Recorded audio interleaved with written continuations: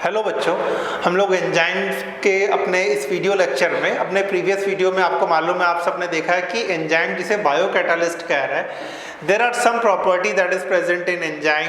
और एंजाइम के पास एक्टिव साइट है, टेम्परेचर, पीएच, प्रेशर के साथ क्या एक्शन है, मैकेनिज्म ऑफ एंजाइम एक्शन हम लोगों ने देखा, डिफरेंट फैक्टर्स जो एंजाइम की एक्टिविटी को अफेक्ट कर रहा है। आज अपने इस लेक्चर में मैं आपके साथ कुछ बेसिक बातें डिस्कस करूंगा। इसमें जो सबसे पहला पॉइंट है, जब एंजाइम और सबस्ट्रेट एक दूसरे के कांटेक्ट में आ रहा है, how do they react with each other, and enzyme किस तरीके से कैपेबल है सबस्ट्रेट को प्रोडक्ट में चेंज करने के लिए। There are different theories to explain it, but the most accepted one is lock and key hypothesis and second is induced fit theory. बहुत सारी थ्योरीज हैं जो इस चीज़ को एक्सप्लेन करती है, लेकिन दो मेन थ्योरी है बच्चों जो इसे एक्सप्लेन करती है। First, lock and key hypothesis. Simple है, अगर हम लोग अपने घर में जाते हैं, घर में लॉक लगा है, वी हैव की, और वो की उसी लॉक में फिट होगी। क्या मतलब है? हर लॉक के लिए एक पर्टिकुलर की है, सेम वे में हर सबस्ट्रेट के लिए एक पर्टिकुलर एंजाइम है। मतलब सबस्ट्रेट और एंजाइम, अगर इसे हम एंजाइम ले और इसे कैप को सबस्ट्रेट ले, जब तक एक दूसरे के लिए परफेक्ट नहीं होंगे, ये एक दूसरे में फिट नहीं होंगे। मतलब जो शेप रहते हैं उनके वो रिजिड रहते हैं, प्री डिसाइडेड रहते हैं, तभी एंजाइम और सबस्ट्रेट एक दूसरे से प्रॉपर बॉन्ड बना पाते हैं। Lock and key hypothesis was given by M L Fischer. Yes, given by M L Fischer. Here substrate is acting like a key and enzyme is acting like a lock. Enzyme is acting like a lock. So this is enzyme that is acting like a lock. When substrate come in close contact of it, दोनों के pre-rigid shape हैं, both have pre-rigid shape. Enzyme plus substrate, what they form? Enzyme substrate complex, then they form enzyme product complex, then they form enzyme plus product. तो जो lock and key hypothesis है, उसका main जो motive है वो यही explain करना है कि जब तक एक दूसरे में ये प्रॉपर फिट नहीं होंगे, तब तक सबस्ट्रेट प्रोडक्ट में चेंज नहीं होगा। समझ गए? एग्जाम्पल, सपोज मैं अपने आप को एंजाइम मानता हूँ, कैटालिस्ट मानता हूँ, टीचर एंजाइम या कैटालिस्ट, स्टूडेंट सबस्ट्रेट है। आप मुझसे पढ़ने के लिए आए, आप मेरे अकॉर्डिंग बिल्कुल एडजस्टेबल हो, जैसे मैं पढ़ा रहा हूँ आप वैसा ही पढ़ रहे हो, हम दोनों एक दूसरे के लिए फिट हैं। और जब हम एक दूसरे के लिए फिट हैं तो जो कुछ भी मैं एक्सप्लेन करूँगा आप मेरे सारे पॉइंट्स समझोगे, क्योंकि नेचर ने हमें ऐसा बना करके भेजा है। Both are complementary to each other and we have pre-decided rigid shape so that we can adjust each other. Here both of them can contact with each other, they will come in close vicinity. और अगर एक दूसरे के close contact में नहीं आएंगे तो substrate product में चेंज नहीं होगा। Everything is pre decided, structure is rigid. Suppose कोई स्टूडेंट मुझसे पढ़ने आ गया जो मुझसे कह रहा है कि आपके जो पढ़ाने का, जो एक्सप्लेन करने का तरीका है, ये मुझे बिल्कुल समझ में नहीं आता। तो ऑब्वियसली उस सबस्ट्रेट के साथ मेरी बाइंडिंग नहीं होगी, वो किसी दूसरे टीचर से पढ़ेगा, किसी दूसरे टीचर से पढ़ेगा जा करके। इसका मतलब हर टीचर की स्टूडेंट के साथ बाइंडिंग पॉसिबल नहीं है अकॉर्डिंग टू लॉक एंड की थ्योरी, क्योंकि जब तक वो पहले से एक दूसरे के अकॉर्डिंग एडजस्टेबल नहीं होंगे तब तक सबस्ट्रेट प्रोडक्ट में चेंज नहीं होगा। Second, induced fit theory proposed by Koshland. ये मॉडिफाइड है लॉक एंड की थ्योरी का, जो थोड़ी सी फ्लेक्सिबिलिटी के साथ चलती है। इनका कहना है कि जब सबस्ट्रेट और प्रोडक्ट एक दूसरे के कांटेक्ट में आते हैं तो जो एंजाइम है it induces the change in substrate, और जब सबस्ट्रेट में चेंज होगा तो वो प्रोडक्ट में चेंज हो जाएगा। मतलब सबस्ट्रेट रेडी है चेंज होने के लिए, और यहाँ पे सबस्ट्रेट चेंज नहीं होता, लॉक एंड की एक दूसरे के साथ फिक्स है। मतलब कोई स्टूडेंट मुझसे पढ़ने आ रहा है और मैं उससे कह रहा हूँ कि आपके जो पढ़ने का तरीका, रीड करने का तरीका, लर्न करने का तरीका ये गलत है, तो कह रहा है यस सर शायद इसमें रॉन्ग हो और मैं आपके अकॉर्डिंग चलूँगा and I am ready to change. तो मतलब ऑब्वियसली जो मैं टीच करूँगा मुझे भी रिजल्ट ज़्यादा दिखाई देगा और वो भी हैप्पी मोड में लेगा। लेकिन अगर वो रिजिड है, नहीं अभी तक तो यही पैटर्न फॉलो करके 10th में 95% है और आप पहली बार मिले जो मुझसे करो मेरे पढ़ने का तरीका गलत है, I am not ready to change, अगर वो रेडी टू चेंज नहीं है तो ऑब्वियसली ट्यूनिंग मेंटेन नहीं होगी। लेकिन आप मान के चलो लाइफ में इंड्यूस्ड फिट थ्योरी जब तक काम नहीं करेगी तब तक सबस्ट्रेट प्रोडक्ट में चेंज नहीं होगा। तो ज़्यादा एक्सेप्टेड हाइपोथेसिस कौन सी है? Induced fit hypothesis. इसके अकॉर्डिंग एंजाइम का जो एक्टिव साइट है जहाँ से सबस्ट्रेट से बाइंड कर रहा, एक्टिव साइट के पास दो साइट है, बट्रेसिंग ग्रुप और catalytic group.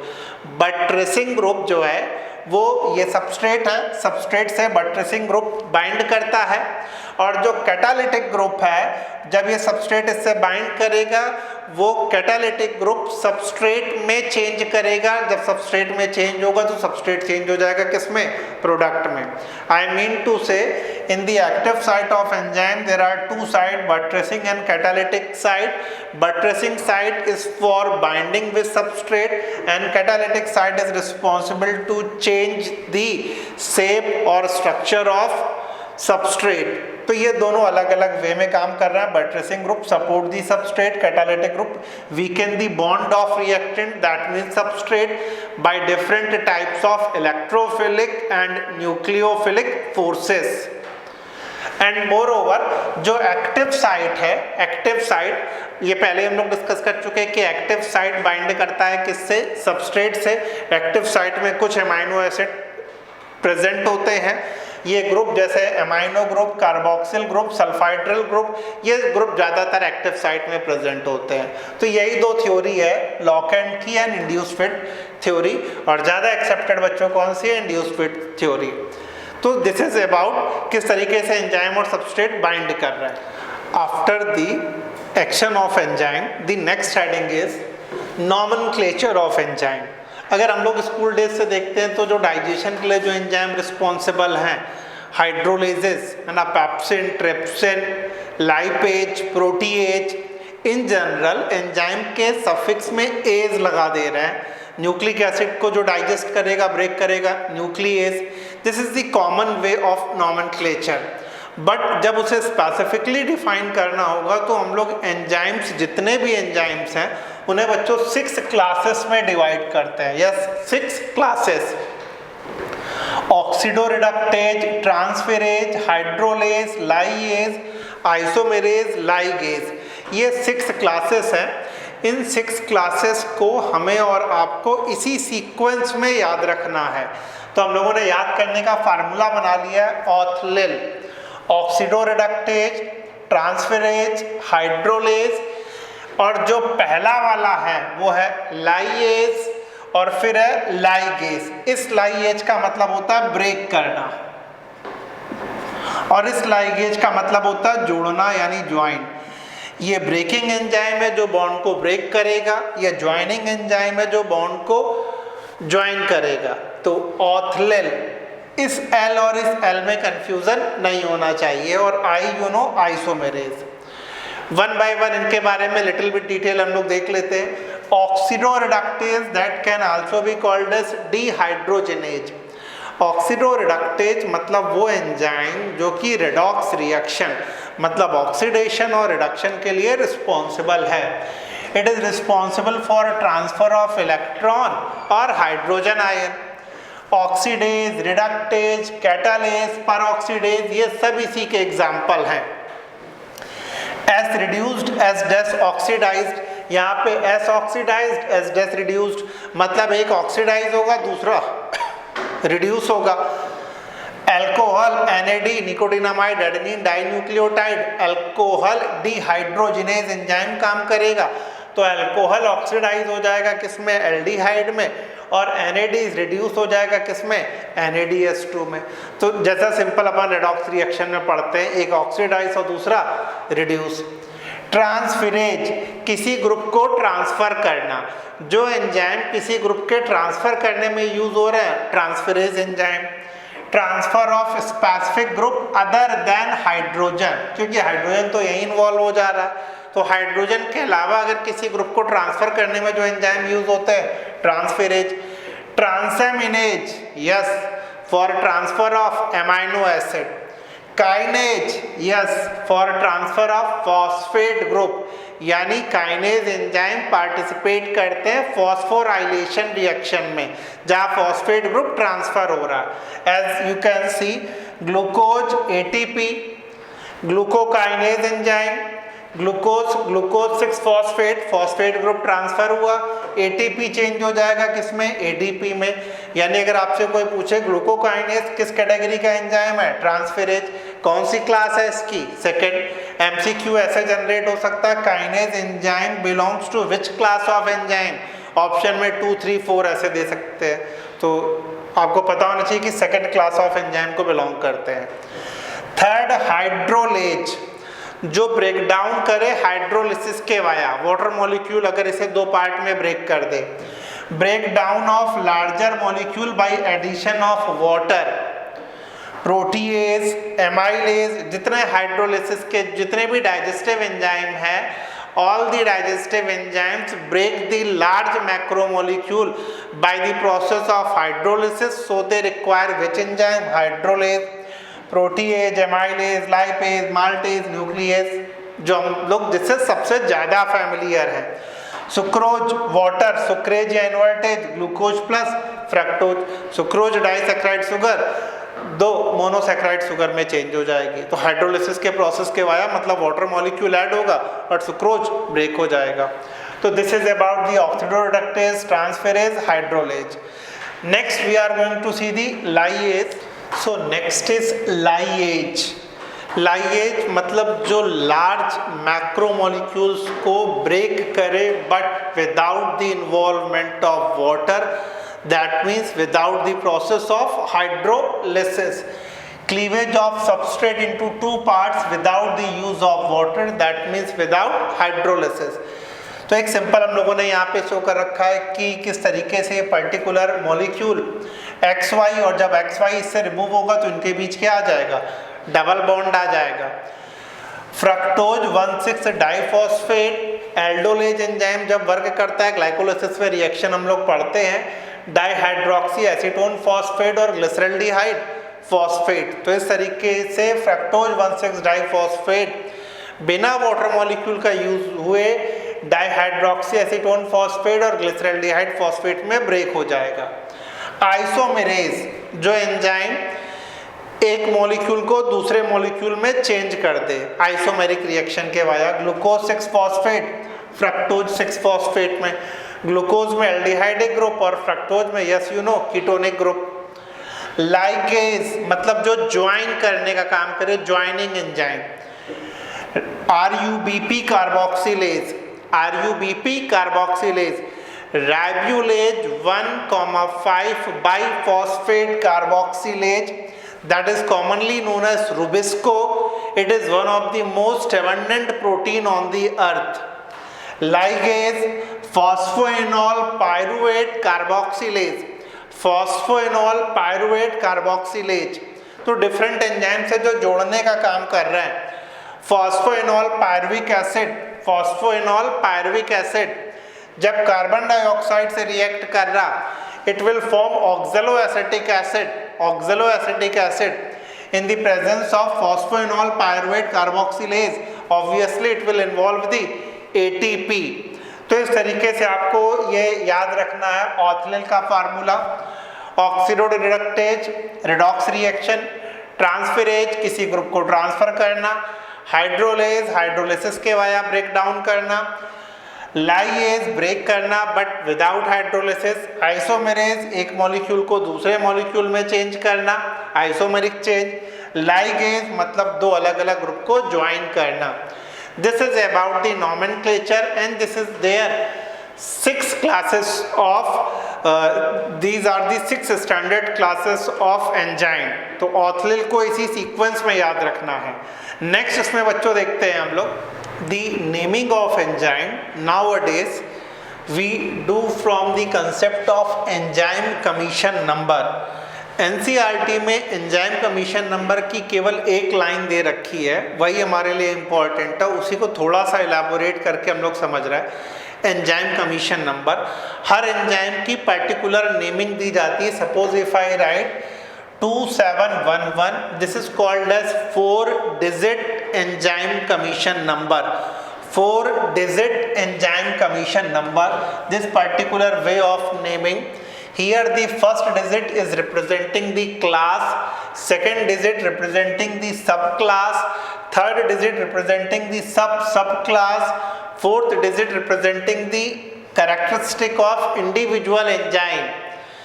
And in naming of enzyme, there are 6 classes that you know, ortholil, and each class with 4 to 13 subclass. Yes, each class with 4 to 13 subclass. As example, ATP deglucose, glucophosphotransferase enzyme is involved. The phosphate group is transferred to glucose. It forms ADP deglucose 6-phosphate. Their enzyme commission number, if you know this is 2711, then you can easily know the involved enzyme is glucophosphotransferase.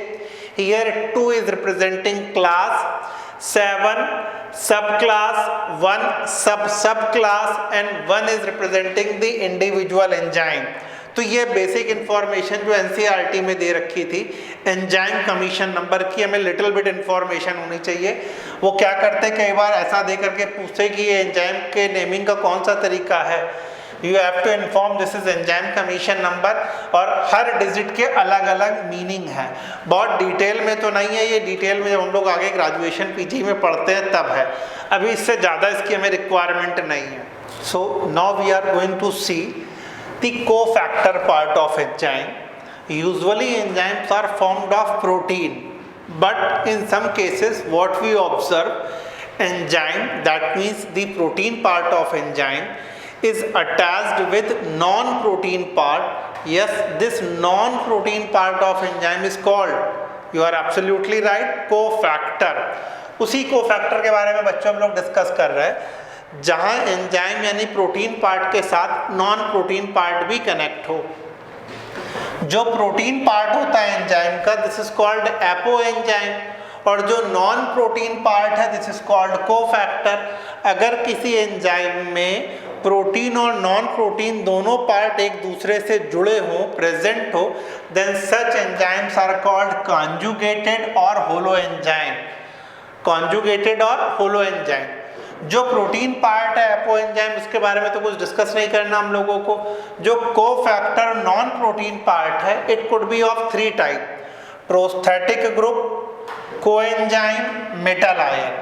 Prosthetic group term हम लोग तब use करते हैं जब कोई organic compound protein के apo part से strong covalent bond के द्वारा परमानेंट जुड़ा हो, जिसे सेपरेट आप ना कर सको, then such group is called prosthetic group. Organic compound which is tightly bound with apoenzyme. Examples अगर आप देखोगे तो peroxidase और catalase। peroxidase और catalase वो एंजाइम है जो हाइड्रोजन पेरोक्साइड को वाटर और ऑक्सीजन में चेंज कर देते हैं। इन peroxidase और catalase एंजाइम का जो एक्टिव साइट है वहाँ से परमानेंट जो प्रोस्थेटिक ग्रुप कनेक्ट होता है वो है हीम। तो पेरोक्सीडेज कैटालेज के एक्टिव साइड में परमानेंट कौन सा प्रोस्थेटिक ग्रुप कनेक्टेड है, हीम। और ये हीम रिस्पॉन्सिबल होता है इस एंजाइम की एक्टिविटी के लिए। ये एंजाइम जो कि हाइड्रोजन पेरोक्साइड को वाटर और ऑक्सीजन में ब्रेक कर देता है। कोएंजाइम, कोएंजाइम मतलब वो ऑर्गेनिक कंपाउंड जो कि एपो पार्ट से ट्रांजिएंटली, मतलब कुछ समय के लिए आकर के जुड़ जाते हैं। ऑब्वियसली अगर कुछ समय के लिए जुड़ रहे तो बॉन्ड वीक होगा, और बॉन्ड वीक होगा तो नॉन कोवैलेंट बॉन्ड होगा। जब एंजाइम अपनी कैटालिटिक एक्टिविटी शो करते हैं उस समय कोएंजाइम वाले पार्ट कैटालिटिक एक्टिविटी के समय एंजाइम के एक्टिव साइट से जुड़ जाएंगे। ज़्यादातर जो विटामिन्स हैं, जो वाटर सॉल्युबल विटामिन है, स्पेशली बी ग्रुप के, ये कोएंजाइम की तरह काम करते हैं। जब इसके प्रोटीन पार्ट को एंजाइमेटिक एक्टिविटी शो करनी होगी तो इसके एक्टिव साइट से ये कोएंजाइम के पार्ट जा करके जुड़ जाएंगे। एग्जाम्पल देख सकते हो, जैसे जो नियासिन है, नियासिन विटामिन NAD और NADP, नियासिन विटामिन के NAD और NADP कंपोनेंट कोएंजाइम की तरह काम करते हैं। तो organic compound that are transiently bound with apoenzyme, तो ऑर्गेनिक कंपाउंड है लेकिन ट्रांजिएंटली बाउंड कर रहे हैं, और यहाँ पे परमानेंट टाइटली बाउंड कर रहा है। मेटल आयन, मेटल आयन ज्यादातर क्या करता है, कोऑर्डिनेट बॉन्ड बनाता है एंजाइम के एक्टिव साइट से भी और सबस्ट्रेट से भी, और ये कैटालिटिक एक्टिविटी के लिए रिस्पॉन्सिबल होता है। It forms coordinate bond with the side chain of active site of enzyme and also it binds with the substrate. Example जो कार्बोक्सी पेप्टाइडेज है उससे कौन सा मेटल आयन जुड़ता है, यस जिंक। तो कोफैक्टर जो नॉन प्रोटीन पार्ट हैं, ऐसा रिसर्च में देखते हैं कि अगर एंजाइम से कोफैक्टर पार्ट को रिमूव कर देंगे तो इसकी कैटालिटिक एक्टिविटी लॉस्ट हो जाएगी। तो कोफैक्टर पार्ट बहुत इंपॉर्टेंट है एंजाइम की एक्टिविटी के लिए। तो जिस भी एंजाइम में कोफैक्टर प्रेजेंट होगा वो होलो एंजाइम होंगे, कोफैक्टर यानी नॉन प्रोटीनेशियस पार्ट। जरूरी नहीं है कि हर एंजाइम के पास कोफैक्टर प्रेजेंट हो। सो बच्चों, this is all about the enzyme. इस वीडियो में हमें ये सारे पॉइंट डिस्कस करने थे, इसका नॉमेनक्लेचर पार्ट, कोफैक्टर वाला पार्ट इसका डिस्कस करना था, और ऑब्वियसली एंजाइम का एक्शन। Thank you.